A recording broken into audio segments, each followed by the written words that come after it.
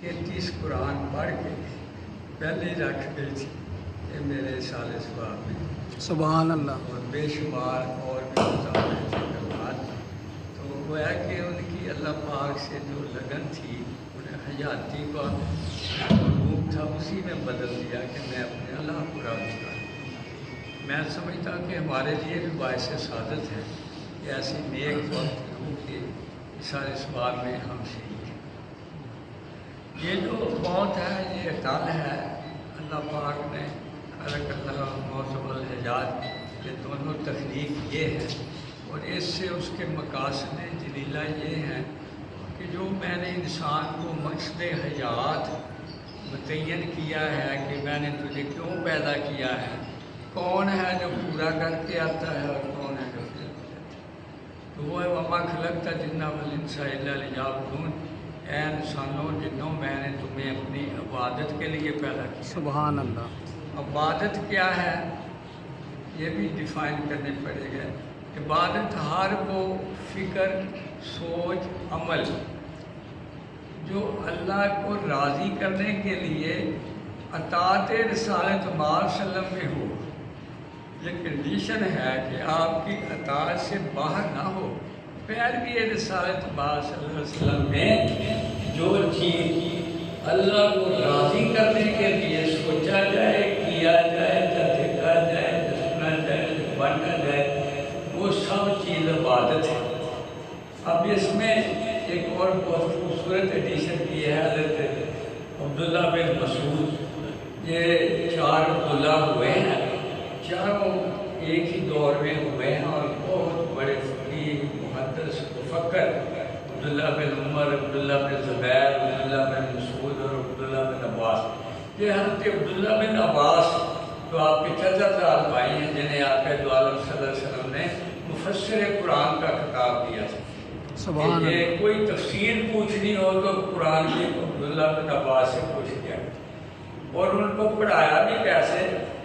ایک دن عشاء کے بعد فرمایا عبداللہ آپ بقیع کی طرف چلنا, میں آتا ہوں, میں نے تجھے آج کچھ پڑھانا ہے. تو وہ چلے گئے. جب آپ تشریف لے گئے تو آپ نے کہا عبداللہ الحمد کے الف کا کیا معنی ہے؟ کہتے جی مجھے تو نہیں پتا. آپ نے الحمد کے الف کا معنی بتایا. دال تک بتاتے بتاتے بلال نے فجر کی اذان دے دی. صرف ایک لفظ الحمد کی تفسیر ساری رات میں پڑھائی اور مفسر قرآن بنایا. وہ فرماتے ہیں یہ جو اللہ یعبدون کہ میں نے تمہیں اپنی عبادت کے لیے پیدا کیا ہے. عبادت بذات خود مقصود نہیں ہوتی. عبادت کا مقصود معبود کو پانا ہوتا ہے.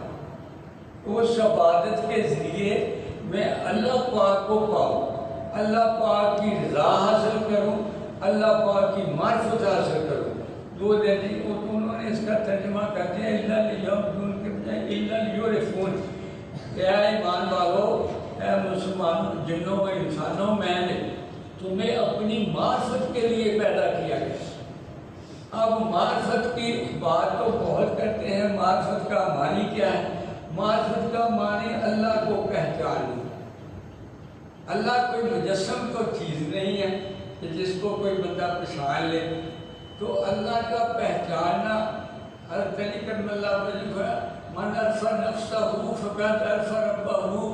جس نے اپنے آپ کو پہچان لیا اس نے اللہ کو پہچان لیا. سبحان اللہ. یہ معرفت الہی کا سب سے بڑا خزانہ یہ خود. اور اس پہ حضرت خواجہ معین الدین چشتی فرماتے ہیں کہ بندے اور اللہ کے درمیان اگر کوئی حجاب ہے تو وہ نفس کا ہے. بندے کے اندر 2 چیزیں ہیں نا, ایک روح ہے ایک نفس ہے. روح جو ہے وہ من جانب اللہ اور اللہ ہی کی طرف پکارتی ہے, نیک کام کرواتی ہے, نیک سوچتی ہے. اور نفس کا اس کے الٹ کام ہے کہ اللہ کی نافرمانی کو اکسانا, اللہ سے دور کرنا. تو آپ فرماتے ہیں اگر نفس کے حجابات اٹھ جائیں تو بندہ معرفت الہی کا حامل ہوتا ہے. دوسرے معنی میں ہم کہہ سکتے ہیں میں جو میں اپنی مرضی کرتا ہوں, اللہ کی مرضی چھوڑ کر وہی نفس ہے. تو پہلے کہتے ہیں نا میں مارنا ہی, لا پڑھنا ہی جو ہے یہی تزکیہ نفس ہے. تو یہ تزکیہ نفس اللہ پاک نے بھی سورہ و شمس میں